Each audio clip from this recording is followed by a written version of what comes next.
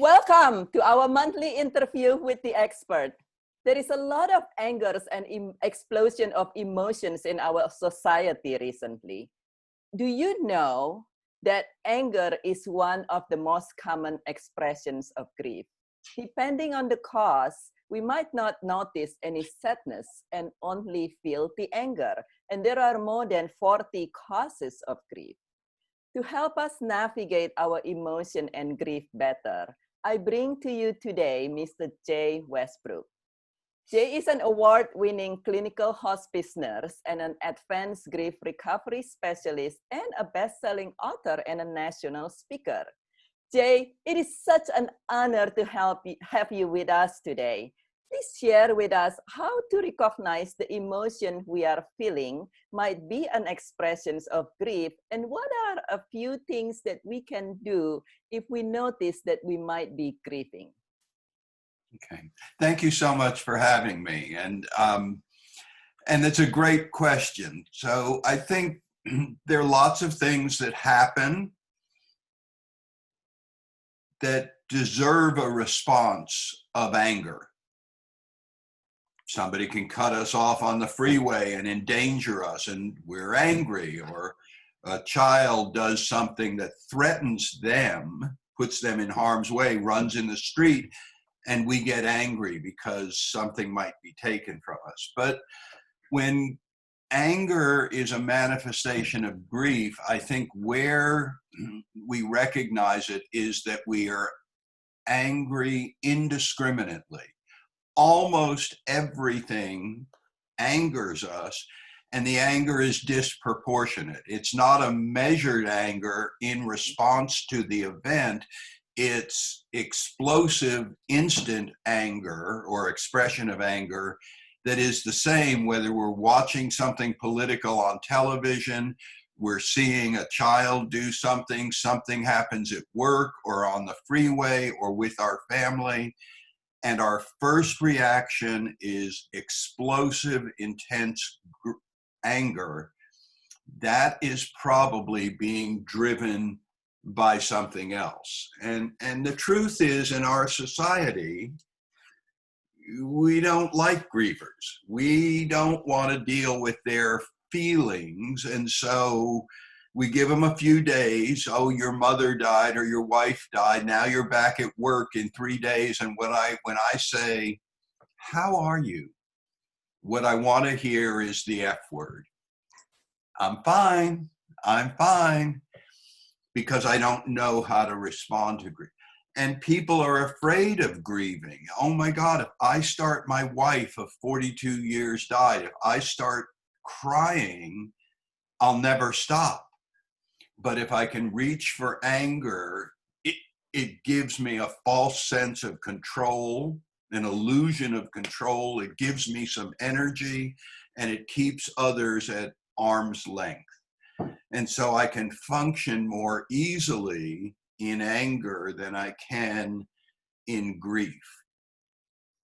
And I keep getting angry in order to keep the feelings of grief at bay. So I'm one step ahead of the grief, and I have to keep exploding in anger to stay ahead of that grief. When that happens, it is so time to get with a grief recovery specialist like myself, but we're all over, not just all over the country, all over the world. You can find us. I'm at compassionatejourney.com, but there are so many grief recovery specialists, trained and certified, that can help someone who is grieving a loss, whether it's death-related or non-death related. And then anger abates. It is not necessary to stay angry constantly at everything and everyone. Yeah. Kind of a long answer to the question, but did that capture what you were after? Yeah, it's definitely, you know, to help people understand that yes, there are justifiable to time to react, but when we are just like becoming so irritable all the time and exploding at everything, there might be something underneath that that need to be addressed so we don't destroy our relationship and things around us, as well as destroying ourselves with the anger. And you mentioned just now that there are multiple different causes of grief, you know, multiple different losses.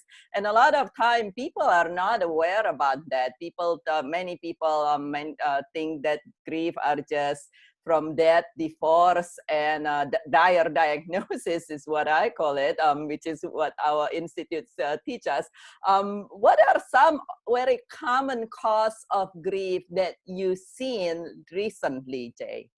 Well, the recent ones are all of the COVID-19 related losses. So someone has gone to school for 12 years and is graduating high school and going to have a prom, and suddenly the prom and the graduation are taken away.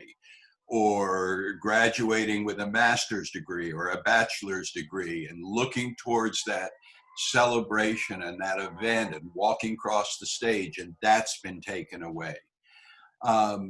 Those are huge losses for people. The idea that a parent or grandparent or someone else you care about is in the hospital and you can't visit them, or they die and you're not able to have a funeral. You do a Zoom memorial with some relatives around the county or around the city or around the country, but there isn't the getting together and hugging one another. The loss of one's ability to practice their religion, to go to a temple or a mosque or a synagogue or a church or a cathedral and be with community and go through the rituals, whatever they might be, that has been taken away from people by this disease. So there are those kinds of losses, certainly ones that happen whether there's COVID-19 or not, include, but maybe accelerated here, are losses related to work. So I've lost my job, I've lost my income, I've lost that illusion of certainty, I've lost the structure in my life, I've lost a sense of purpose. All of those losses can grow simply out of being told the company's closed, even if it's temporarily. To not have structure and not have a sense of purpose and accomplishment is very difficult for people. And we are a society taught how to acquire things from infancy: attention, affection, toys, allowance, grades, friends, admission to a good school, a career, a family. We're not taught how to lose things. And when we do, we're just told, don't feel bad. It'll get better. Time heals all wounds. Stay busy. I know somebody whose losses are worse than yours or more numerous, which doesn't help. And so most people walk around with a lot of grief and not a real sense of how to process it, how to resolve it, how to complete relationships. And that's what grief recovery can be so valuable for. Yeah, a lot of people, thank you so much. That's a really great insight. A lot of people don't even realize, you know, that the Grief Recovery Institute define grief as the conflicting feelings caused by a change in our familiar routine. And just like what you say just now, Jay, you know, not being able to go to to your community, whatever the community that you usually belong to can cause us grief. Not being able to get out of the house and to the grocery the way what we normally do, that all those can cause grief. Thank you. That is such a wonderful, great insight and tips as well. Thank you so much, Jay. And is there anything else that you would like to share with our audience today? Just there's a way to reach me at compassionatejourney.com, whether you're dealing with grief or end-of-life issues. I've been over 30 years as a bedside hospice nurse, and certainly know the pain management, symptom control, decision-making, spiritual, physical, and emotional suffering, as well as grief aspects very well.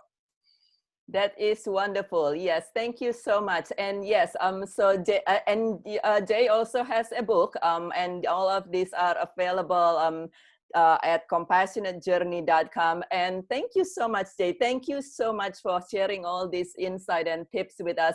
And for our audience, I invite all of you to watch this, to share a gold nugget that you learned from this interview in the comments below, so we can continue learning from each other, as well as if you have any feedback or any question, feel welcome to reach me, to message me directly, or to connect with Jay again at compassionatejourney.com. And I thank you very, very much for watching, and I'll see you again next month.